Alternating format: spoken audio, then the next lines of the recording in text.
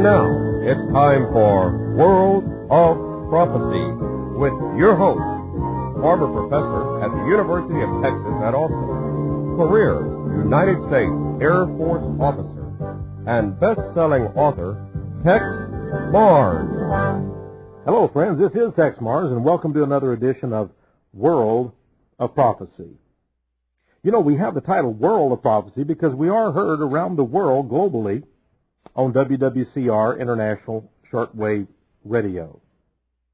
And I appreciate the correspondence that we received, the personal letters, and I know many of you are getting a great blessing from this radio program. We appreciate your support.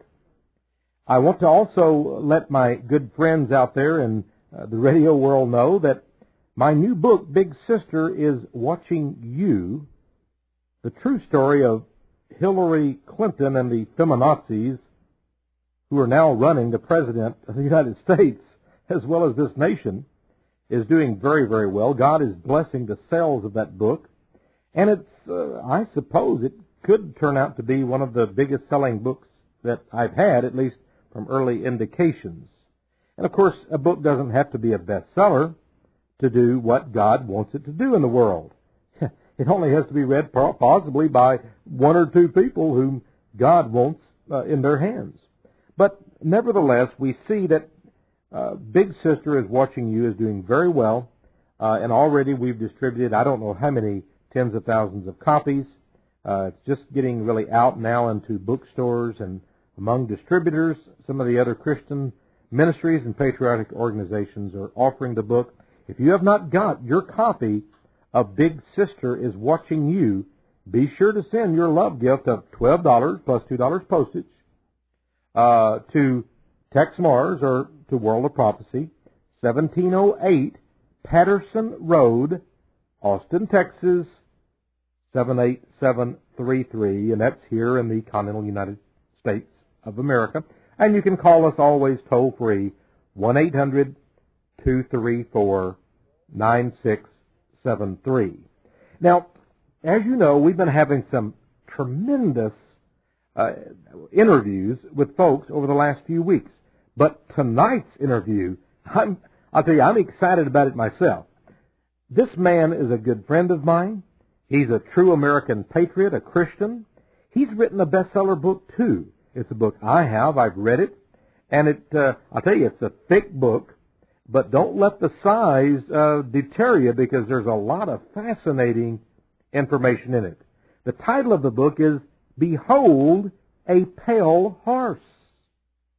I want to repeat that. Behold a pale horse. Well, I suggest to you that has something to do with Bible prophecy, and we're going to ask the author of the book exactly what the meaning is of that very cryptic title of his book. He's a former U.S. Naval Intelligence officer. He has an international shortwave radio program of his own, and I'm going to have him tell you how you can listen to his shortwave radio program too. He has many fascinating programs on it, and I think you'll be blessed by it as well. His name, William Cooper, and I just call him Bill. Bill, welcome to World of Prophecy. Thank you, Tex. It's a pleasure to be with you. You know this book, Behold a Pale Horse. Tell us a little bit about that. Why, first of all, did you title the book by that very mysterious title, and then why did you write this book?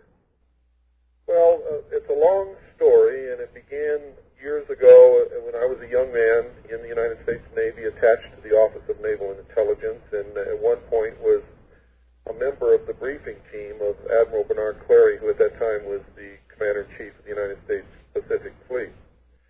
And during my stint at that duty station, I got to see a lot of top-secret, special, categorized documents and messages and information that most people would never dream of, much less ever see in their life. And what it told me was that the public, the American public, are rarely, if ever, told the truth. That the National Security Act of 1947 was really created to empower the United Nations Treaty and the UN Participation Act and hasten the dissolution of sovereign nation states and bring about a one-world totalitarian socialist government. That's why the disarmament agency was created during that period of time also. And when I began to read these things and understand what it was that I was reading, I mean, I was really young at that time and was totally unprepared for that. I'd been reared in a military family. My father was an Air Force colonel, a command pilot. And I just believed so much in this nation and so much in our form of government that I was literally torn asunder by this. It was like someone had ripped my soul out of my body, and everything that I had ever learned or known in my life was just, all of a sudden I was confronted with the fact that it just was not so. And I studied for many years. I left the Navy. I had intended to stay in the service and retire. I left the Navy because I could no longer be a part of this deception. And I spent the next many years trying to, well, first I tried to reveal this information and was severely attacked and injured. And spent the next 16 or so years doing private research on my own to verify and find out what was going on. And literally, what I discovered was going on was the end of the world as we know it. And the beginning of what these people are bringing it about called the New Age, and the new human that is going to populate this New Age is what they call the sixth root race. And those who cannot evolve into this sixth root race are going to be totally and completely eliminated. And that drove me back to my Bible, and I began to read and began to understand much more than I ever had before. And I decided to write this book as a warning to those people who are special to God. And the verse from the Bible that fit what was happening at this point, from what I discovered in naval intelligence and from what I've discovered from studying the world situation and what is coming, was chapter 6, verse 8 of the book of Revelation of the King James Version of the Holy Bible. And it goes like this. And I looked, and behold, a pale horse. And his name that sat upon him was Death, and hell followed with him. And power was given unto them over the fourth part of the earth, to kill with sword, and with hunger, and with the beasts of the earth. And the purpose of this book is to warn those people who will listen that this is exactly what is coming in the very near future, and that they had better prepare now so that there will be a remnant of God's children to carry on from the point where it begins to fall apart. Well, Bill, we're going to be discussing this book, Behold a Pale Horse, during this program. Now, friends, I want to let you know we will be, a couple of times during the program, letting you know how you can get your own copy of Behold a Pale Horse. It's quite a book. It's a large format. How many pages long is the book, Bill? It's over 500 pages. It's about right at 500 pages, I guess.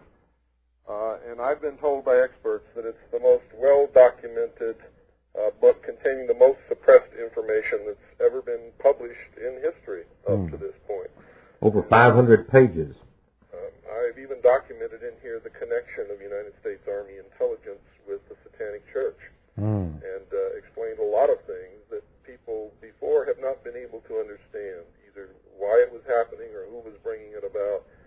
And it helps people to pinpoint who the enemy really is and where they're coming from and what they believe.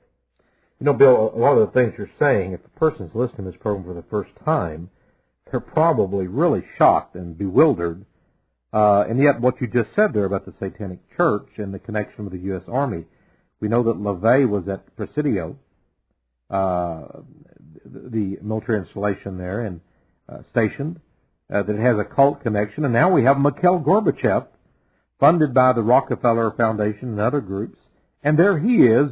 Our U.S. government has given him basically this huge facility and even refurbished it and such for the Gorbachev Foundation. That's correct, and that was before the law allowed it to be occupied by anything other than the military.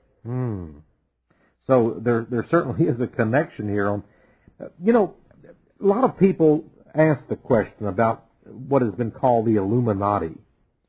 And, of course, there are many other names for it.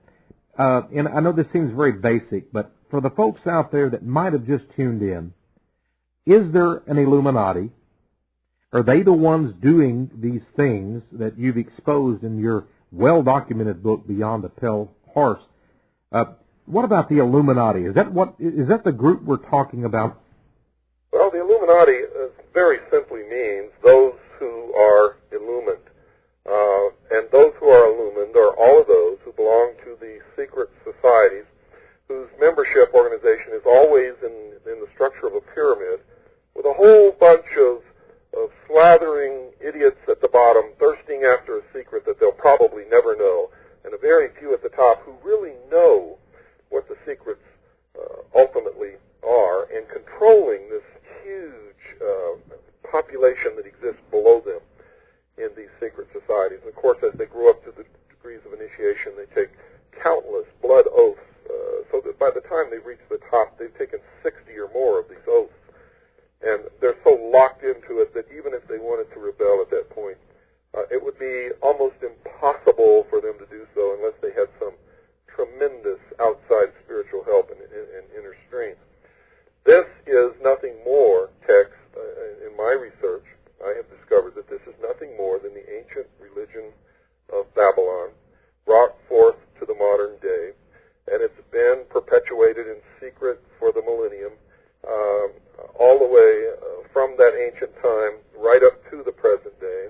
And their purpose is to restore the ancient gods to the religions of the world, to eliminate all existing religions, all existing nation-states, save theirs, and shackle what they call the mob, which is all of us, and bring them under our total and final and complete control.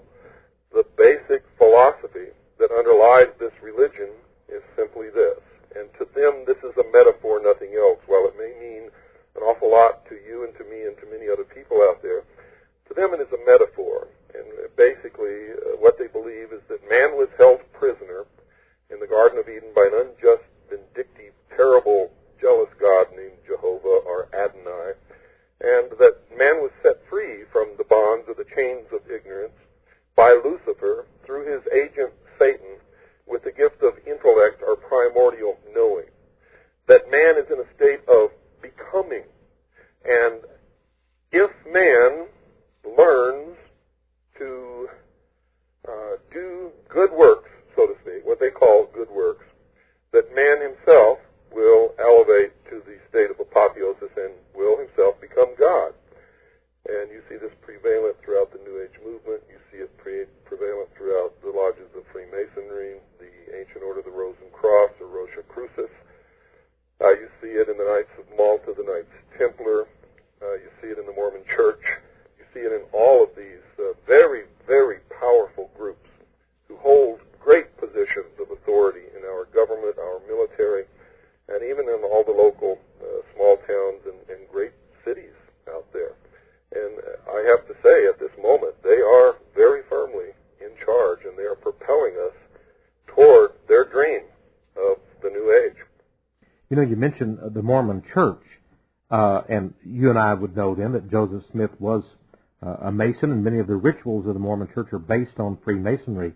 The Jehovah's Witnesses also, you know, Russell was That's correct. was a Mason, and it was based on that. Some say that Jehovah's Witnesses are still controlled, very much so, by Freemasons. There's a group called Americans United for Separation of Church and State. They have a number of Seventh-day Adventist bigwigs. Now, there's some good Seventh-day Adventist groups out there that are trying to fight this New Age monster within their own ranks, but evidently even that group, connected with Freemasonry, is also controlled by these folks. You know, remember when people like Gary Allen wrote None Dare Call It a Conspiracy, and there have been the John Birch Society and the others. All of these folks would talk about political and economic. I want to commend you, Bill. I think you've got more insight and discernment than most of these people and groups. I mean, I'm not saying they haven't done good things to awaken the United States and patriots, but the fact is, you have uncovered more than just political and economic skullduggery. You talk about something very basic to the core of human nature, which is the spiritual. That there is a religious element, almost, let's just say, a religion of the Illuminati. It's very interesting. Why do you think that perhaps some of the, this has not been picked up on. Why are you one of the pioneers in this? And yet you noted just a moment ago that it really harkens all the way back. It's the ancient Babylon religion. Why is it that it has taken all this time and a man named William Cooper, your radio program and your book, Behold a Pale Horse, why haven't these other people seen these things? Well, I think it's part accident and just part hard work. During my youth, I was asked by a friend of mine if I would come and join the club that he belonged to called the Demolay. And I said that I would, and I went through this initiation, which I didn't understand anything that happened that night. And I went for 2 more meetings after that. And my father was transferred to Japan. And I never went to another meeting, never knew anybody else who belonged. And so it just disappeared from my life. And I'm very lucky, knowing what I know now, that it did, because I could have become one of them very easily. But when I filled out my security clearance papers in the United States Navy, they give you these sheets that list hundreds of organizations, and you have to check any organization that you used to belong to, or you don't get your security clearance. If they find out you left something out that you did belong to, that's a very serious violation. So I looked all over for Demolay. I couldn't find it, but I knew that Demolay was the boys' organization for Freemasonry, so I checked Freemasonry. And I found myself in the Office of Naval Intelligence and discovered that there are no intelligence people in the United States Navy who are not Freemasons, Knights Templars, or Rosencross, or Knights of Malta. When I discovered this, along with everything else I discovered, I thought it was very strange, but I didn't attach anything to it until later in my life, when I began to really do some serious research into the heart and core of this. And I sat down one day and I said, this is absolutely impossible. No conspiracy can exist because it could not have been kept so secret for so long. So whatever is happening has to be happening by accident, unless it's some kind of a religion that I don't know about. So I began to look into the various religions, and lo and behold, I found there is a religion that I was not aware of, and it's the religion that I've already described. What keeps it secret are these tremendous layers of degrees of initiation. Nobody really knows anything until they get to the top. And along the way, they take so many oaths, that, and they're all blood oaths, that they agree to be murdered ritually if they reveal any of the secrets. And this is how they've been able to keep this secret, through indoctrination of these men and women throughout their life, through belonging to these secret organizations, going up to the degrees of initiation, to where eventually some of them learn what it's really all about and learn to control the others below them. And that's the way they've kept it secret. And in these oaths, they have to swear to help their brothers in the order, come to their aid at any time, give them preference in any kind of interview or business dealings or what have you. And so they've been able to infiltrate people into key positions in government, in the military, in religious organizations, churches, Protestant churches, the Catholic Church, in city government, in state government. And of course, when they get in these positions and openings become available below them, they are filled with their brother lodge members. And this is how they have slowly but surely taken over this country and other countries and are eating us away from within. The enemy is not without. The enemy is within. In fact, the enemy is within each and every man, if you understand that. Well, I have an article here from the New Age. And as you know, that's from the Spring Council 33rd Degree Scottish Rite of Freemasonry. Until very recently, they changed the name now to Scottish Rite Journal. I guess folks like Bill Cooper and Texe Marrs were exposing the New Age, and they said we better change the name of our publication. It became very embarrassing to them, as a matter of fact. Yes. Way back in September 1950, an article entitled God's Plan in America. And it states here that God's plan, this is right out of the New Age magazine of the largest Masonic group in America. It says, Bill, God's plan is dedicated to the unification of all races, religions, and creeds. It says this plan is dedicated also to the new order of things. It is to make all things new, a new nation, a new race, a new civilization, and a new religion, a non-sectarian religion that has already been recognized and called the religion of the great light. One of the things that, the Masons use is this term non-sectarian. What does that mean? Well, non-sectarian means that there is no dogma. There is no one who will be turned away from their lodge if you knock on the door and say you are looking for the light or the illumination.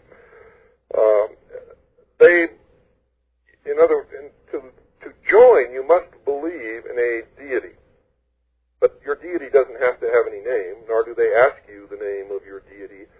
And as you are slowly indoctrinated into their philosophy and go up through the degrees of initiation and you learn more and more of the occult teachings, your deity, when you first joined, may have been Jehovah or Adonai, or it may have been Allah.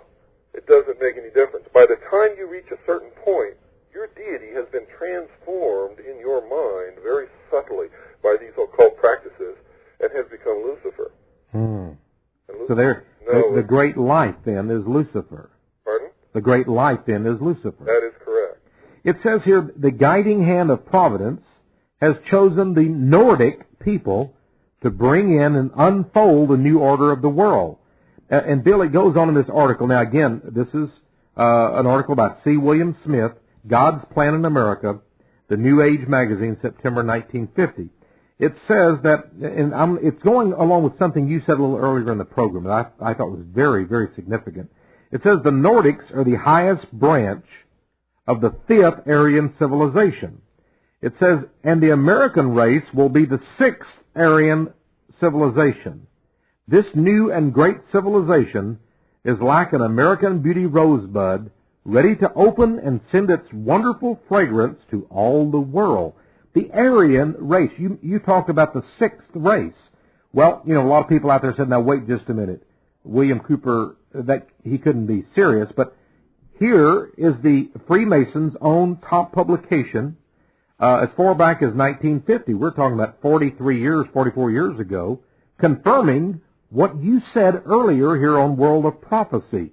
The Aryans, but didn't Adolf Hitler talk about the Aryan race? That's right, and he talked about the new super race, or the new root race. It's the same thing. It's the same old promise. He was brought to power by the occult lodges in Germany, the Thule Society, the Germanen Order, the Teutonic Knights were the power behind Adolf Hitler.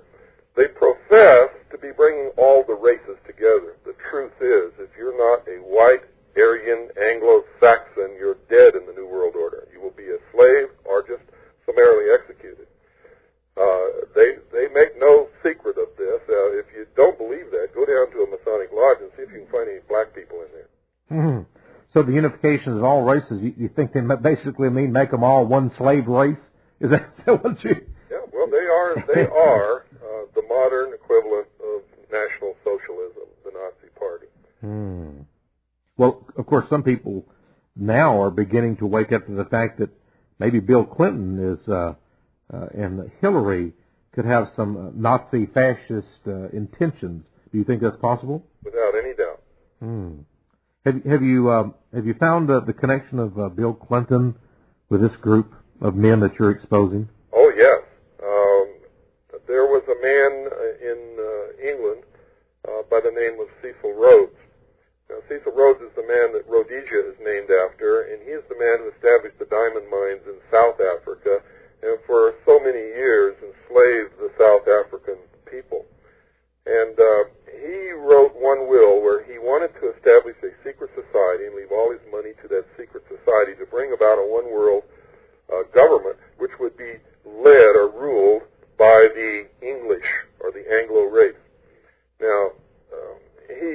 eventually changed his will 2 or 3 times. What he ultimately did was left his money to the Rothschild family. The Rothschild family established a society called the Round Table Group, which became in England the Royal Institute of International Affairs, which is also known as Chatham House, which is the private club for British intelligence, MI6 and MI5. The Royal Institute of International Affairs established a small round table group in New York City, which for many years just met on Saturday nights in a hotel and had dinner together and discussed things. And then, I believe it was in 1919, they came together formally and formed the Council on Foreign Relations in the United States, which then began to form small businessmen's roundtable groups in cities throughout the United States. And our State Department, for, over 50 years, has recruited their bureaucrats, their personnel, their ambassadors, all of the people who run the State Department have come directly from the Council on Foreign Relations. In 1972, because the nation was so upset with the Vietnam War, and the policy makers who created the Vietnam War had come from the Council on Foreign Relations, they decided to create a sister group to take some of the heat off of them, and they created what's known today as the Trilateral Commission, which is an organization, publicly they state that they're devoted to bringing together in open trade the Far East, Europe, and North America. And, of course, in their literature, in their writings, they make no secret of the fact that their real goal is the destruction of the sovereignty of all nations and the formation of a one-world government. And that's the Council on Foreign Relations and the Trilateral Commission. Anyone can write to them and get their literature. Well, Allen Dulles was a member of the CFR and then the CIA, and he was a Skull and Bonesman, and then he was later on the Warren Commission.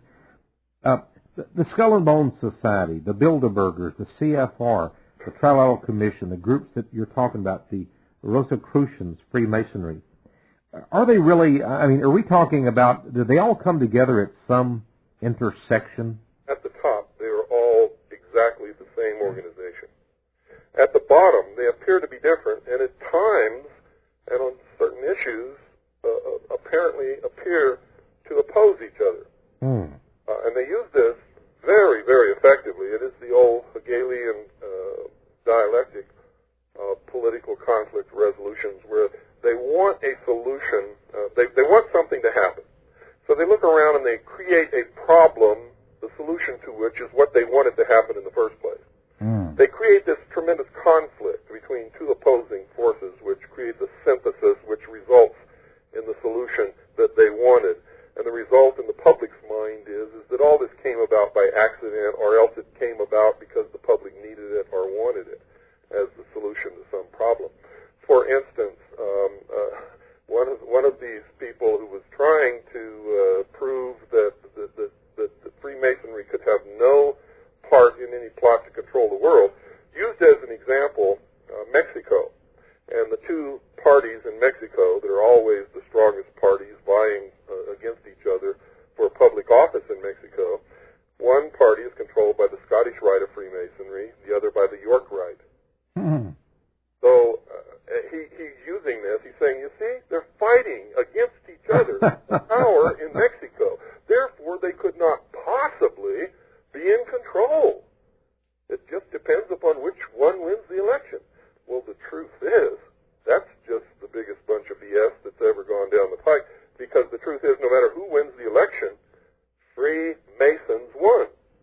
Well, Bill, I'll tell you what, we're going to have to go for a break now. When we come back, I want to see what you have to say about the Democrats and the Republicans right here in America. Do we possibly have the same situation? And friends, get you out a pencil and a pen and some paper.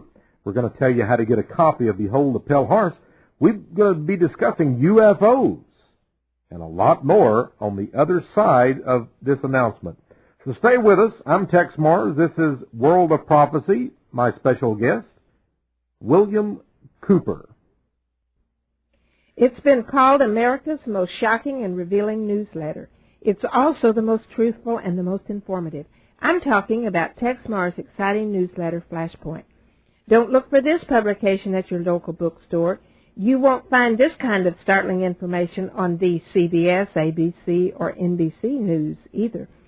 Flashpoint is uncut and uncensored. In its pages, you'll discover the names of famous leaders who clandestinely practice witchcraft and New Age religion. You'll find out how close America is to a devastating financial crash and economic holocaust, and you'll be amazed at the revelations of sordid misconduct by public officials who are unmasked. Flashpoint.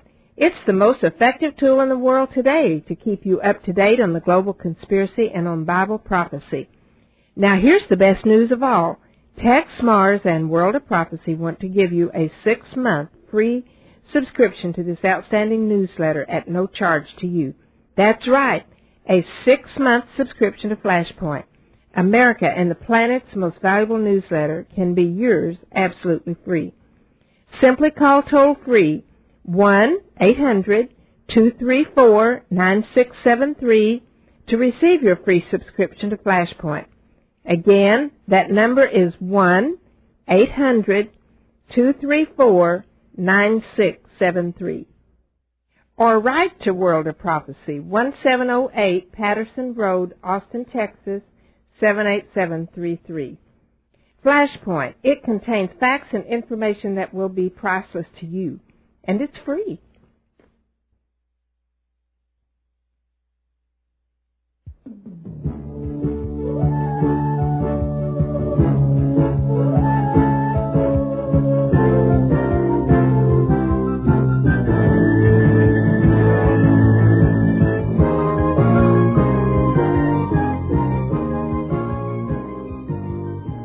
Hello, friends. This is Texe Marrs. Welcome back to World of Prophecy. My special guest tonight is the author of Behold a Pale Horse. His name, William Cooper, former U.S. Naval Intelligence officer and a man who knows more than, goodness, I don't know of anybody else that knows any more than he does about the world conspiracy, about secret societies, and really very crucial things you need to know. Bill, I'd like for folks to know how to get a copy of your book, Behold a Pale Horse. Maybe you can let folks know how they can, how much does it cost, where can they send their check or money order or whatever to. Would you please let people know about that? Sure, and if you're not interested in purchasing the book, just send us a self-addressed stamp, number 10 size business envelope, and we'll send you a whole packet of information that you might want to have. But if you're interested in the book, it's $30, and I'm not self-published. The publisher sets that price, and to tell you the truth, the publisher raised the price by $5 within the last year, and I don't really know the reason for that, but the book is worth it, and it's the only book in the world that I know of that has a personal guarantee with it. If you get this book and you don't believe that it has information in it that's going to help you, you send it immediately right back to us, and I'll personally refund your money. You can't beat that. It's $30 post-paid, and you can send it to William Cooper, Post Office Box 1420, Sholo, spelled SHOWLOW,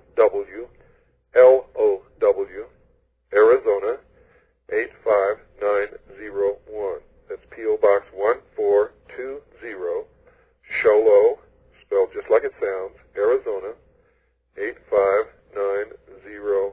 If you'd like to call and talk to somebody, you can call our research center at 602-333-5174 anytime during the day. That's 602-333-5174.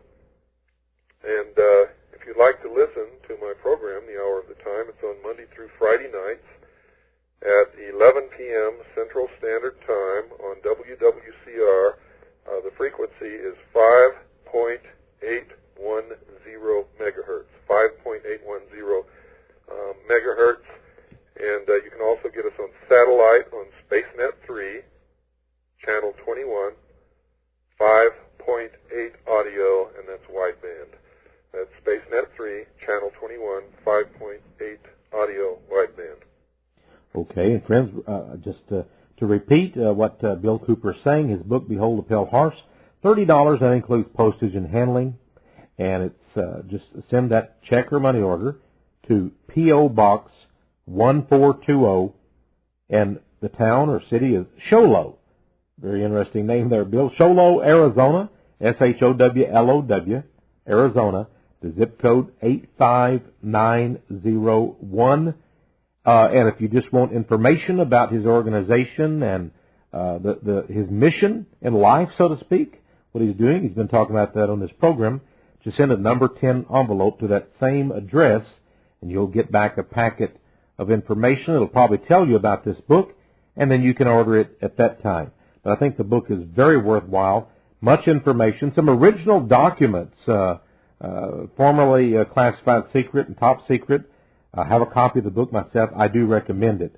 So, friends, if you want to know more about the things that the media are not going to tell you about because they're controlled by these same folks, then you need a book such as Behold a Pale Horse. Bill, we were talking just recently, it wasn't on the radio, but you were telling me about a project that you had because you were so really disgusted with the media, talking about the media.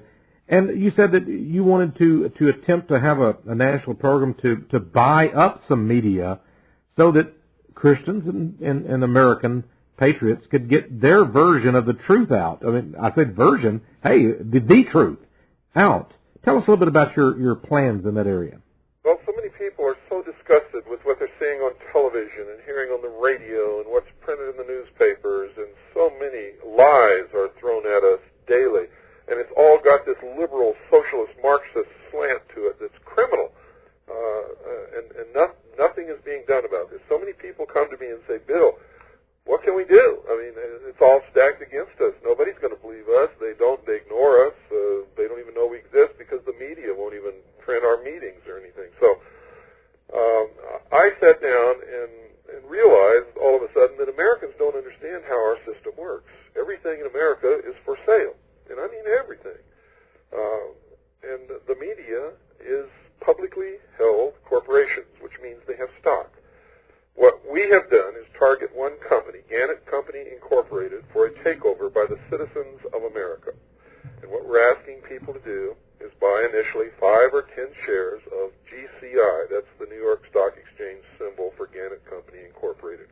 Go down to your local broker, buy 5 or 10 shares initially, as much as you could possibly afford, make out a power of attorney granting me the rights to vote your stock at stockholder meetings.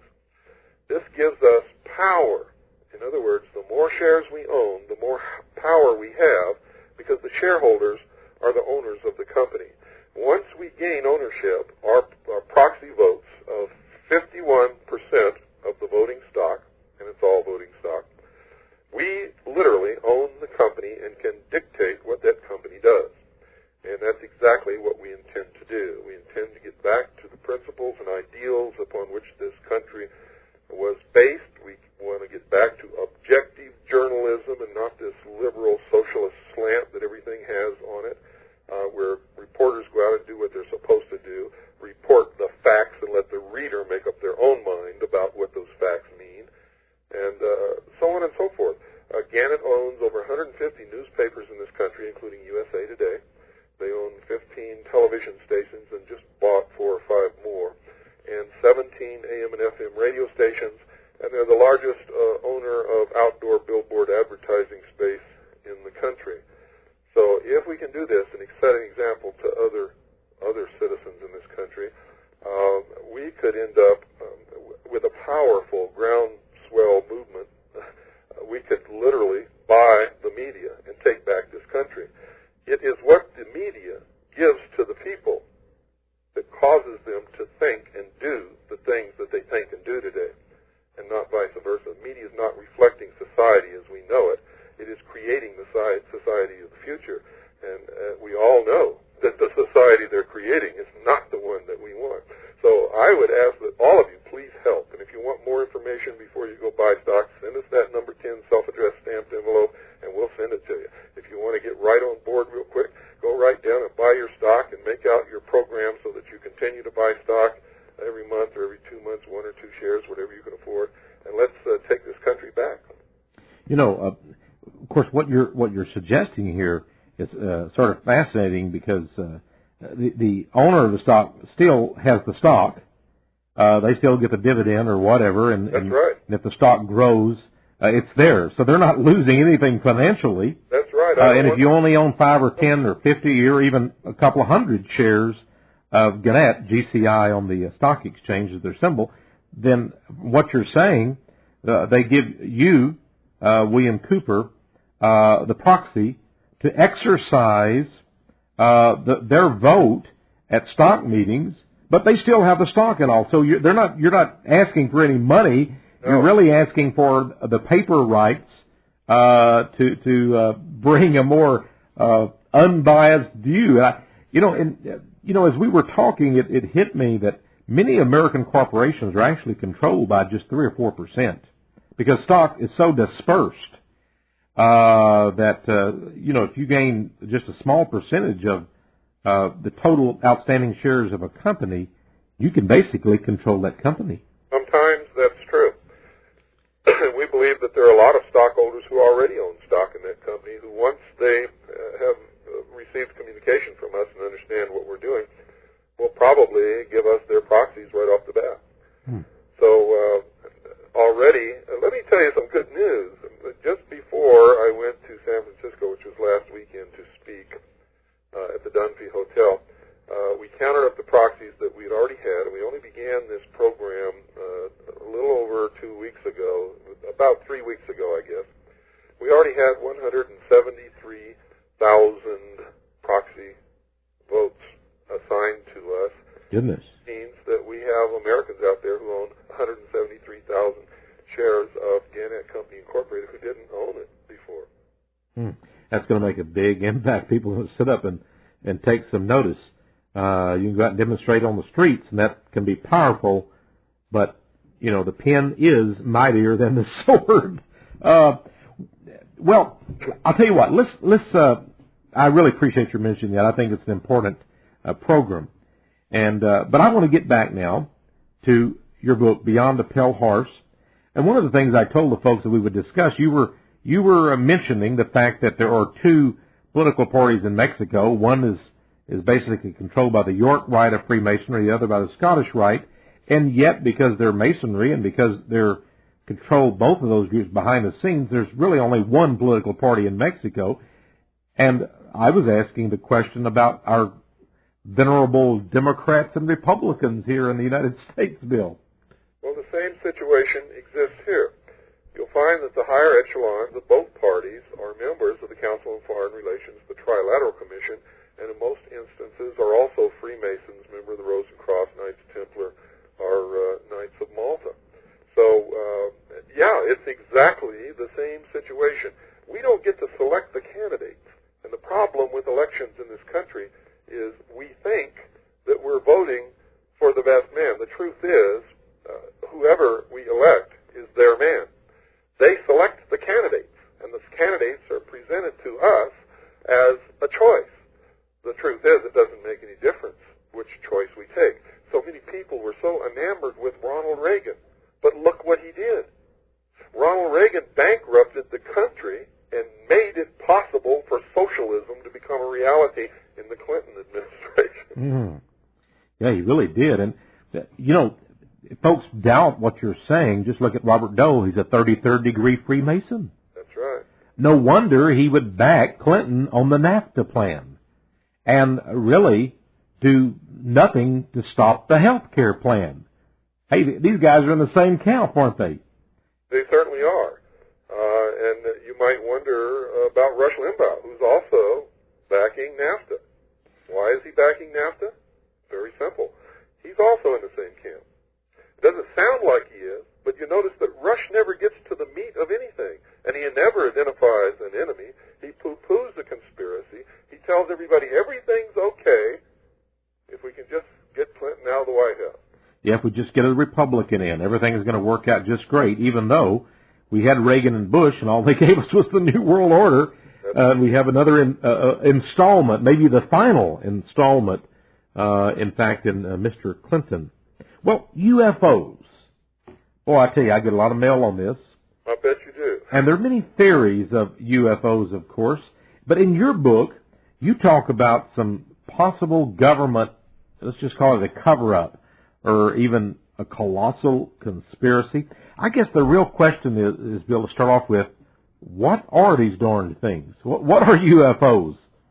Well, I didn't know anything about UFOs at all in my whole life until I saw one from the deck of a submarine as we were transiting on the surface between the Pearl Harbor submarine base and the Portland, Seattle area. And I saw a huge disc-shaped craft actually come out of the ocean, tumble on its axis, and go into the clouds. And I was the only one who saw it initially. But eventually there were 5 of us standing up there watching these things go in and out of the water repeatedly for about 10 minutes, which is a long time to observe something like this. And I was kept on board, even though I didn't have the duty. I was kept on board along with everyone else who had witnessed this, and we were told, literally, that we were never to talk about this at all. In fact, I don't know what happened to the others when they were in the captain's stateroom with this naval intelligence officer, and this was before I was attached to naval intelligence. I don't know what happened to the others, but I was browbeat and threatened until I said that I hadn't seen anything.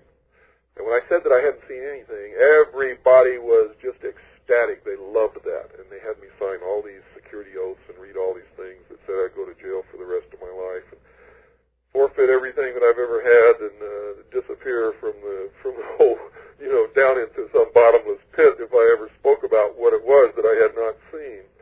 So I knew at that point that I'd seen something that was so significant, so important, that the United States Navy would do anything to keep it quiet. Later, when I was attached to the Office of Naval Intelligence, I began to see top-secret documents concerning UFO report sightings by naval vessels and naval shore installations and naval pilots, and all kinds of things that told me that whatever UFOs are, the United States Navy and the United States government know exactly what they are and are keeping it quiet. I saw documents that purported that they were extraterrestrial in origin, which I've come to doubt now. I think that many of us who saw this information were given disinformation mixed with truth in order so that we would never be able to go out and tell the public the real truth of it. And I've really been so angry with being used in that manner. But there is no doubt the government knows their origin. They know what they're up to. They know everything about them, and they don't want anybody else to know. And there's several possibilities, and there are 2 main ones. One is that it's extraterrestrial in origin. The other one is that there are no extraterrestrial visitors at all, but this could be the greatest hoax in the history of mankind in order to create an enemy from space to facilitate the formation of a world government. You understand the concept that governments really can't exist effectively unless there's an enemy threatening the people. That's what gives the government power. So if they want to break down the sovereignty of nations and have a world government, they can't have an enemy that's on this earth. It's got to be external to the earth. And in my book, I document a reference to this all the way back to 1917, where John Dewey said in 1917 in New York, at a dinner given for Viscount Ishii and the Japanese imperial delegation, he said, quote, "Someone once told me that the best way to unite all humanity into a one-world government and do away with wars forever would be if we were attacked by some other species from some other planet," unquote. Now, what's strange about that, Tex, is that's almost exactly word for word the same statement that Ronald Reagan made in 6 speeches during his administration. Well, at the United Nations, one of them, wasn't it? Yes. At the United Nations, Reagan talked about UFOs being basically the condition that possibly could exist to unite all the nations of the world as one in a common foe. Now, that's fascinating. I didn't know they had given 6 speeches at one time or another.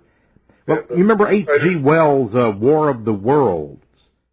H.G. Wells, or Orson Welles in the Mercury Theater, 1936, did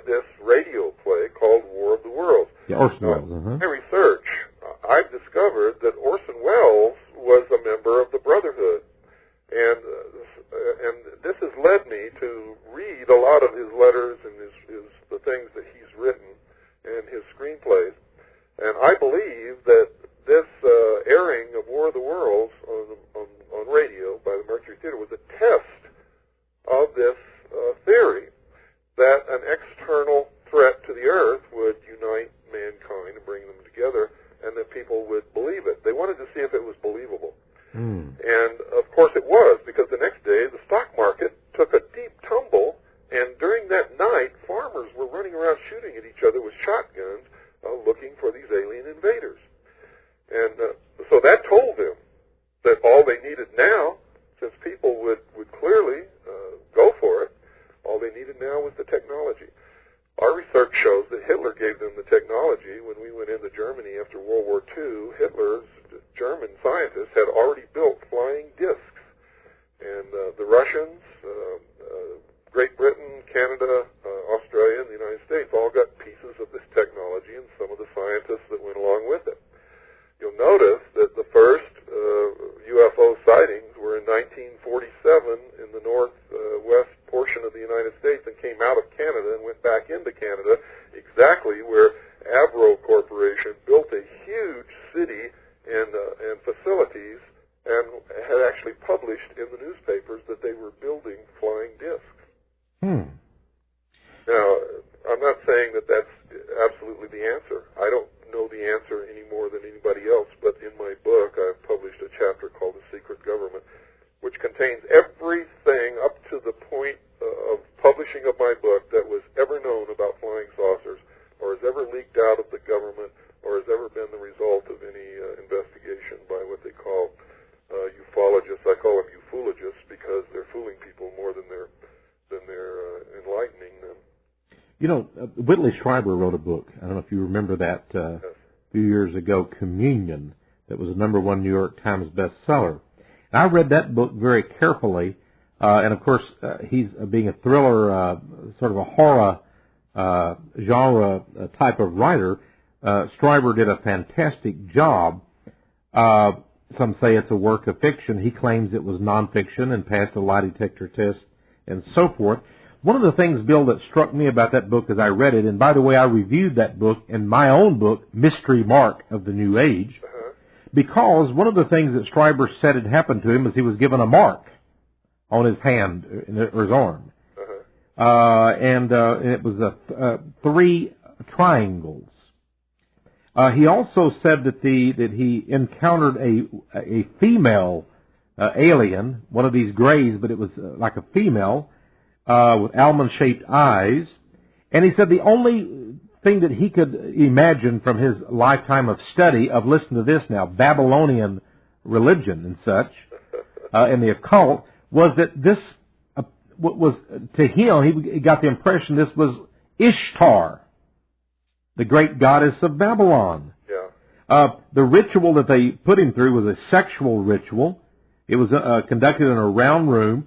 He said basically that the flying saucer, if you want to call it, wasn't a saucer shape. This UFO craft was pyramid-shaped, and it appeared to be a pyramid-shaped crystal. So you've got the crystal and the pyramid and the mark, the ancient goddess of Babylon, and her sexual favored rituals. You've got the mark given, which is the triangle, the sign of the unholy gods and goddesses of, the unholy trinity of ancient Babylon, Greece, Rome, and so forth. But it led me to suspect that there is the possibility also of demonic apparitions. If Strieber told the truth, all of these things would appear to be part of a religious significance. Have you ever considered the possibility of demonic apparitions here? Well, I considered it for a time, especially since all of this comes out of the mysteries, everything.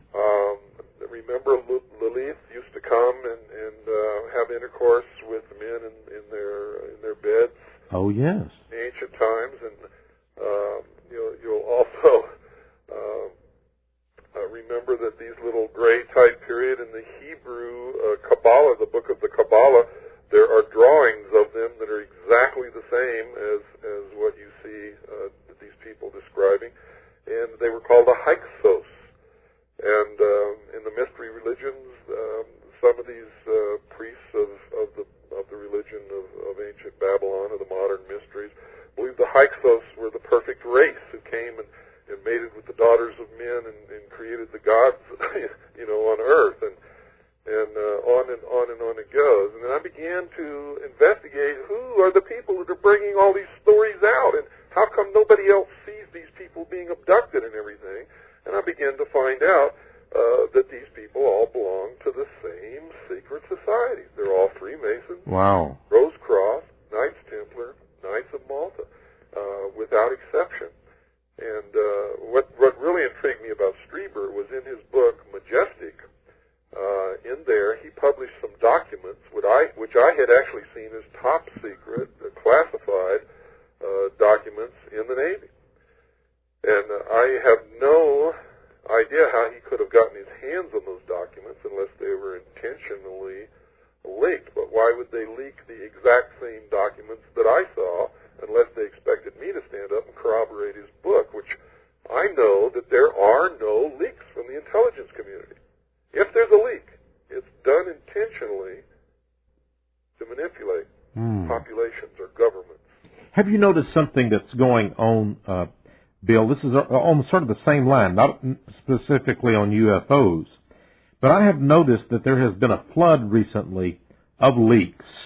There was an expose on PBS, Frontline organization, which seems to almost have a direct conduit to the CIA. In fact, I think it's really CIA financed. But they had an expose of J. Edgar Hoover. Then they had another expose of James Jesus Angleton, the former deputy director of the CIA. But they, on this expose of Angleton, they paraded and had a number of interviews with former CIA directors, from Colby to I can't even remember all the guys, the admiral and such. But all of them appeared not to be too happy to be interviewed, but they were interviewed, and this seemed to be unprecedented. All of these things are suddenly coming at us like they want you to know what they did. Well, what they want you to know is what they want you to think that they did. Don't believe for 1 minute that these people are telling us the truth. Their art is deception. That's what they're trained in their whole careers, is to deceive. So whatever they're doing is to bend our consciousness in a direction which they want us to go. And if you listen to all this stuff and really pay attention to it, what they're doing is destroying our traditions, yes, our heroes, yes, destroying our culture. Absolutely. Giving us security. They're telling us that the United States really isn't anything that we thought it was. They're telling us that our government, our constitutional government, doesn't work. They're making us open the door to something else. Boy, Bill, I tell you what, something else is going to be the one world government, which is going to promise to save us from all of this stuff. Bill, we've run out of time here, and I'll tell you what, leaving on that note, we're going to have to do another program on this very soon, because that's an astonishing thing, but I think you're absolutely on target. Friends, the book is Behold the Pale Horse. The author is William Cooper. You can get the book by sending your love gift of $30 to P.O. Box 1420, Show Low, Arizona, 85901, or you can call here in the U.S., 602-333-5174. Bill, it's been my pleasure to have you on World of Prophecy. I hope you'll come back again. Well, thank you, Tex. I certainly will anytime you ask me, and I'd like to return the favor and get you on my show sometime again in the future, too. You know, that was one of the most popular shows that I did, so keep that in mind. And well, I sure will, Bill. I'd be delighted. Well, friends, Bill Cooper and Texe Marrs want to thank you for listening to this program. Each Sunday night here on WWCR, you can listen to World of Prophecy, 7435 megahertz. So friends, tune in and discover a world of prophecy.